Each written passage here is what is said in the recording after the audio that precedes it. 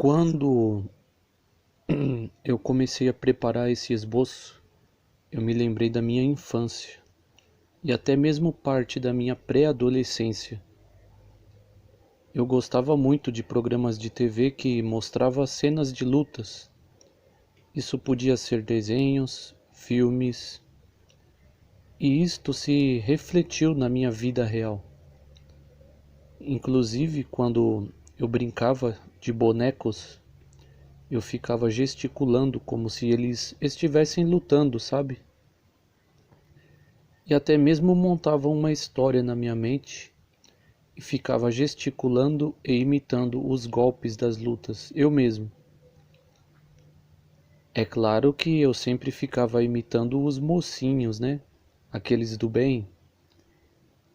Eu gostava dos heróis, histórias de heróis.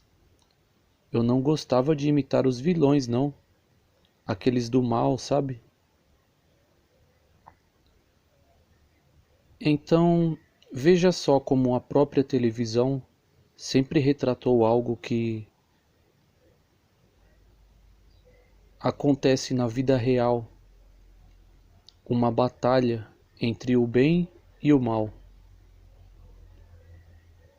Isso nos faz lembrar o que aconteceu lá no Jardim do Éden, lembram?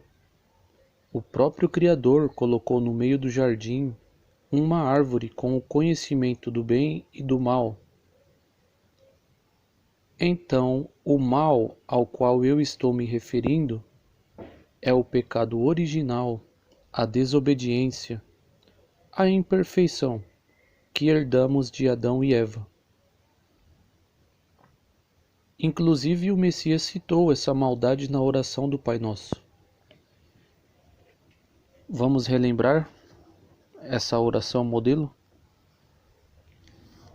Mateus capítulo 6, versículos do 9 ao 13. Portanto, orem do seguinte modo: Pai nosso que estás nos céus, santificado seja o teu nome. Venha o teu reino, seja feita a tua vontade, como no céu, assim também na terra. Dá-nos hoje o nosso pão para este dia, e perdoa-nos as nossas dívidas, assim como nós também perdoamos os nossos devedores. E não nos leves à tentação, mas livrai-nos do mal.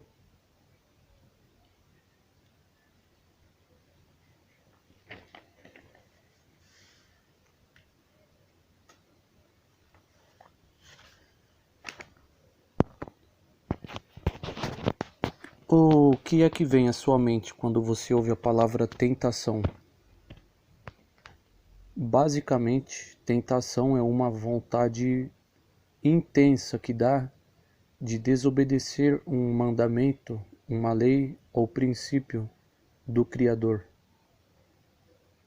Pode ser vontade de cometer imoralidade sexual, vontade de se embriagar, vontade de fumar, vontade de comer alguma coisa que faz mal para a saúde, enfim, fazer alguma coisa errada que vai contra a Bíblia.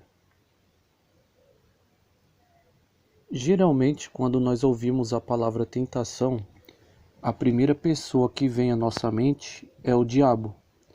Afinal, a primeira tentação da história aconteceu através de Satanás. E ele fez isso já no início da história humana, né? Com a mulher chamada Eva. Ele estimulou o mal nela. Se Eva sentiu vontade de ser igual ao Criador, isso significa que ela foi criada com a capacidade de sentir emoções boas e ruins também. Mas o fato de ela ter sido criada perfeita nos ensina que ela tinha a capacidade de controlar suas emoções ruins. Podemos dizer que ela escolheu se tornar arrogante, assim como Satanás escolheu se tornar arrogante.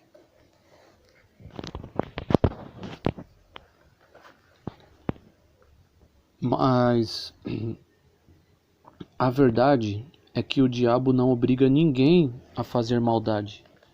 Ele apenas explora ou intensifica o que já existe de mal em nós. É por isso que eu vou continuar batendo na mesma tecla. É impossível lutar contra os demônios e o pecado sozinhos. Os demônios são mais poderosos do que os humanos.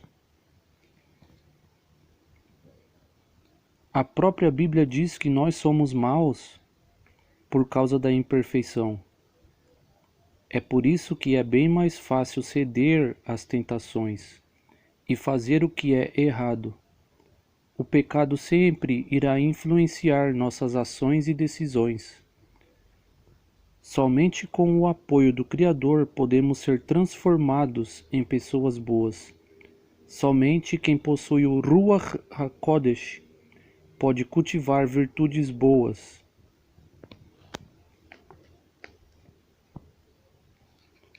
Não botou uma fé nas minhas palavras? Então veja o que diz Tiago, o livro bíblico de Tiago, capítulo 1,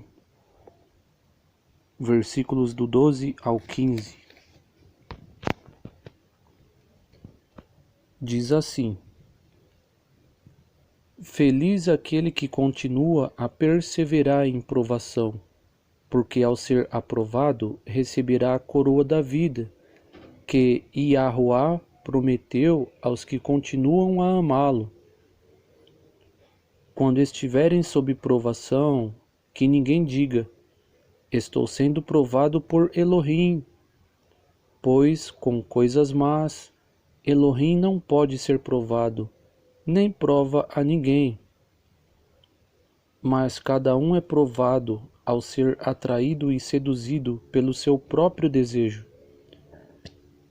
Então o desejo, quando se torna fértil, dá à luz o pecado, e o pecado, quando consumado, produz a morte.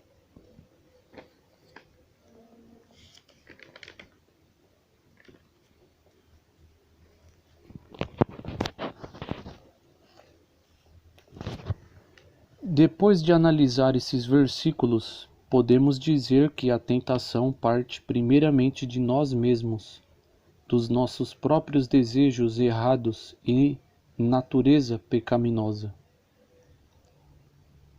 O Criador permite as tentações para testar nossa fidelidade, para nos moldar ou para não nos exaltarmos, para não ficarmos idade, como forma de se colocar acima de alguém, uma atitude contrária ao que o Messias ensinou, né? Por isso, o versículo 12 inicia falando que feliz é quem persevera ao passar por provações. Perseverar tem o mesmo sentido que persistir. Isso significa que pode acontecer de você pecar por causa de uma fraqueza. Talvez você tenha baixado a guarda espiritual. Mas isso não quer dizer que você foi derrotado e a guerra acabou. Isso significa apenas que você perdeu uma batalha. A guerra espiritual só acaba com a volta do Messias. Estamos vivendo uma guerra espiritual sem tréguas. Por isso precisamos nos manter vigilantes em sentido espiritual.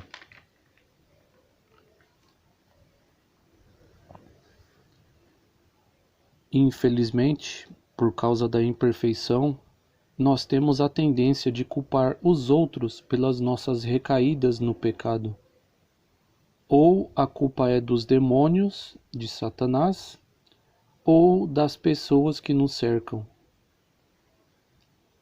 Os demônios e as pessoas podem nos influenciar, sim, claro que sim, mas o lado ruim de colocar a culpa nos outros é que não mudamos de atitude. Sempre haverá um culpado, menos nós.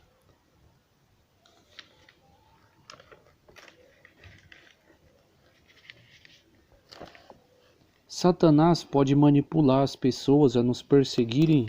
Sim, pode acontecer sim, e acontece.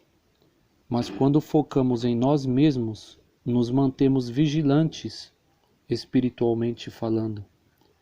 E aos poucos aprendemos o autodomínio, ou domínio próprio. Você sofre perseguição, ou já sofreu? Perseguição vai além da agressão física. Ela envolve agressão verbal, zombaria e oposição, e até mesmo assassinato.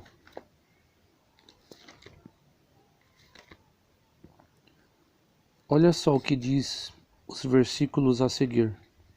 Mateus capítulo 26, versículos do 36 ao 41.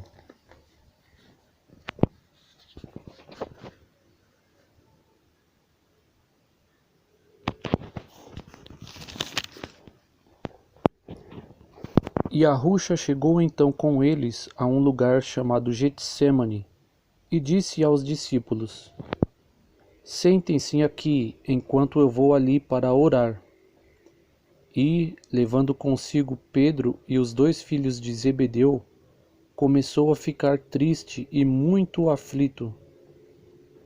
Disse-lhes então: Estou profundamente triste, a ponto de morrer. Fiquem aqui e mantenham-se vigilantes comigo.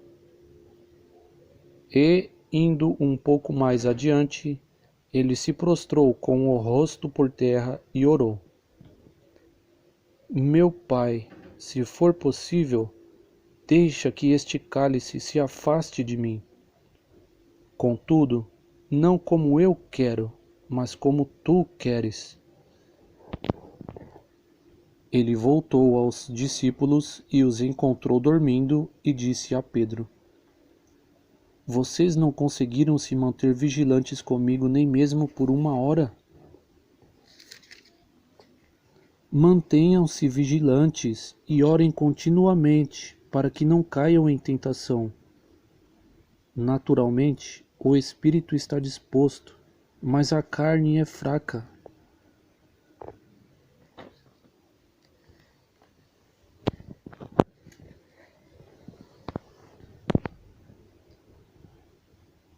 Esses versículos nos ajudam a entender que o Messias foi perseguido em todos os aspectos, mas ele colocou a vontade do soberano acima da vontade dele. E Arrucha tinha poder para evitar a perseguição dele, mas a vontade do Criador era que ele fosse provado e assassinado para oferecer o sacrifício de resgate. Se o Altíssimo não quisesse o sacrifício de resgate, isso não teria acontecido. Por isso o Messias disse que ocorra a sua vontade e não a minha. Essa é a perspectiva correta que nós devemos ter a respeito das tentações. Se estamos sofrendo uma tentação, é porque o Criador quer que isso aconteça por algum motivo.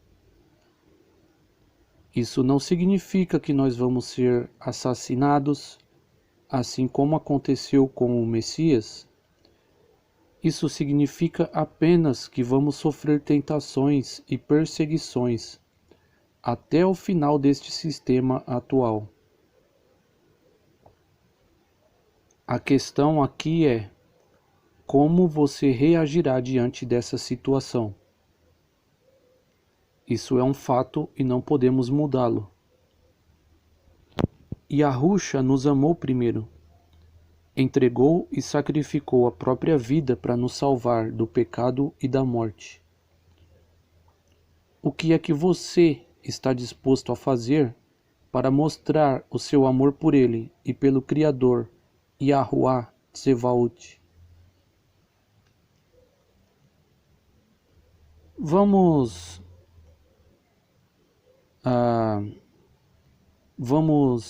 analisar na Bíblia alguns pecados, mas que para o mundo são normais. Só lembrando que o apóstolo Paulo escreveu isso aqui para os discípulos do Messias, ou seja, para os crentes, ok? Portanto, não seja perfeccionista, achando que você tem que ser perfeito. 1 Coríntios capítulo 5, versículos do 9 ao 13. Eu lhes escrevi na minha carta que parassem de ter convivência com os que praticam imoralidade sexual, não querendo dizer toda a convivência com as pessoas deste mundo que praticam imoralidade sexual, ou com os gananciosos, com os extorsores ou com os idólatras. Neste caso, vocês teriam realmente de sair do mundo. Mas eu lhes escrevo agora que parem de ter convivência com qualquer um que se chame irmão, mas que pratique imoralidade sexual, ou que seja ganancioso, idólatra, injuriador, beberrão ou extorsor, nem sequer comam com tal homem. Pois o que eu tenho a ver com o julgamento dos de fora? Não são vocês que julgam os de dentro, ao passo que Yahuwá julga os de fora? Removam do meio de vocês a pessoa má.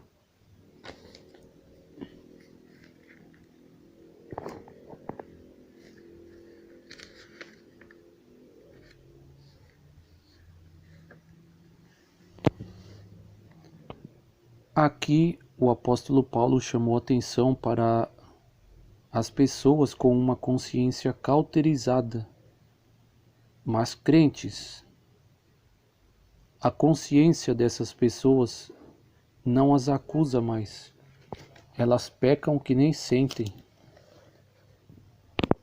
Para tais pessoas, o pecado se tornou ou está se tornando algo normal. Mas isso vai além. Por exemplo, nos casos em que as pessoas pecam contra nós, conscientes ou inconscientes. Alguém já te magoou profundamente ou propositalmente, a ponto de você falar: nossa, que pessoa má, que maldade. É aí que entra o perdão. Somente pessoas que nasceram de novo conseguem perdoar verdadeiramente. Todos nós passamos por isso. Na verdade, alguns enxergam isso como normal. As pessoas agem assim com as mais diversas desculpas. Pessoas arrogantes podem usar essa situação para mascarar a arrogância de boa intenção.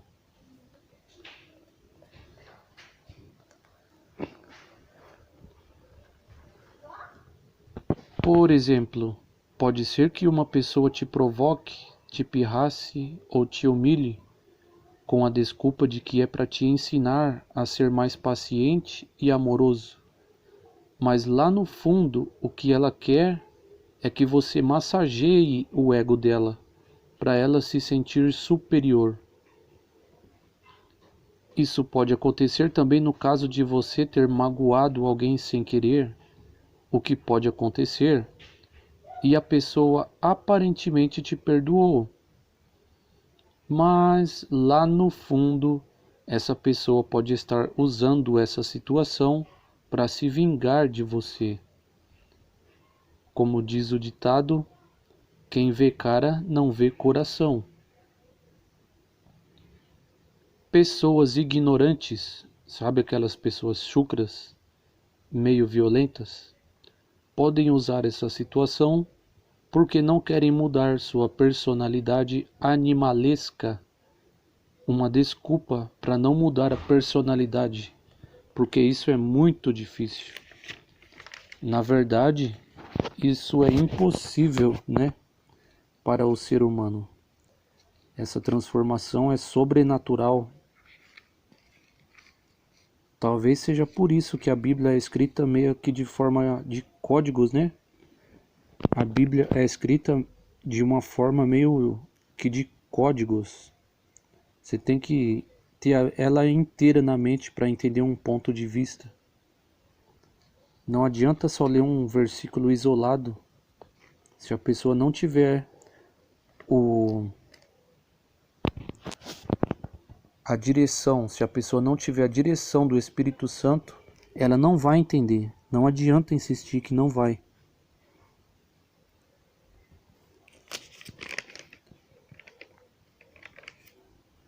Vou finalizar esse vídeo lendo Gálatas capítulo 5, versículos do 13 até o 18.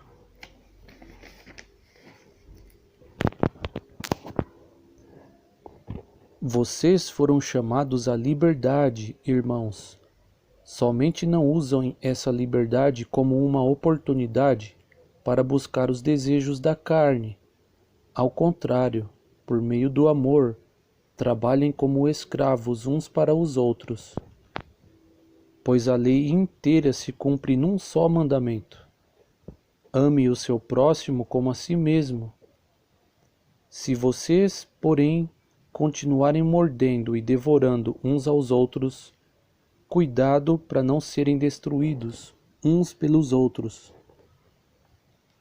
Mas eu digo, continuem andando por espírito e não executarão nenhum desejo carnal.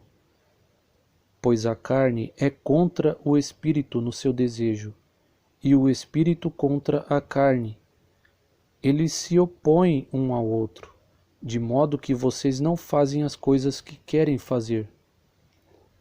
Além disso, se vocês estão sendo conduzidos por espírito, não estão debaixo de lei.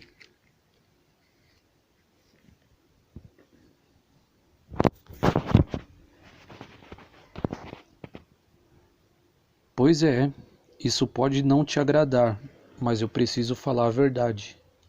Essa transformação só é feita através do Ruach. Só conseguimos mudar nossa personalidade animalesca através do Ruach HaKodesh. E já que esse espírito pertence ao Criador, é Ele quem concede esse espírito para quem Ele quiser, para realizar o que Ele quer.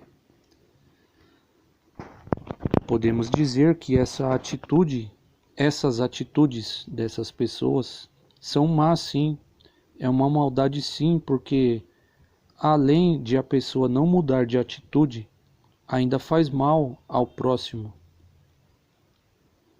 Pois é, se você é esse tipo de pessoa, sinto muito te informar, mas você pode enganar humanos, mas o Criador não. Será que não é por isso que você não tenha um discernimento bíblico a mais do que você queria ter? Será que não é por isso que você não tem um entendimento bíblico? Porque você quer usar para ser glorificado pelos homens e mostrar que é melhor que o seu irmão na fé? Yahuwá conhece os corações, viu? É bom ter isso em mente quando você lê a Bíblia, fazer orações. É nesses momentos que ele começa a olhar para o seu coração e analisar. Por que será que ele não está te dando entendimento bíblico? É porque pegar isso, as matérias tudo mastigada das religiões, né? Isso não é entendimento bíblico, isso é Maria vai com as outras. Você não está usando o seu cérebro. Até porque uma religião ensina uma coisa, outra religião ensina outra. Então, se você vai se tornar um líder religioso, você não pode usar o seu cérebro. Você tem que pregar o que aquela religião impõe como verdade. Eu já li os 4 evangelhos que falam da vida e o ministério de Yahushua HaMashiach. E não me lembro em nenhuma parte dele agir assim com os apóstolos. Muito pelo contrário, ele falava de forma branda como eles deviam agir e ficava observando. Quando eles tropeçavam, ele os repreendia. Esse deve ser o objetivo dos discípulos do Messias, imitá-lo. Mas nós somos imperfeitos, né? E é aí que entra o perdão. É claro que se a pessoa não mudar de atitude, o soberano vai dar um jeito de discipliná-la. Mas aí é entre a pessoa e o Criador. Faça a sua parte perdoando. Se por causa da imperfeição não podemos nos livrar das maldades dos outros, vamos nos esforçar para nos livrar das nossas maldades. Vou deixar a pergunta para você meditar. A marca registrada dos discípulos do Messias é a perseguição. Você está sendo o perseguido ou o perseguidor?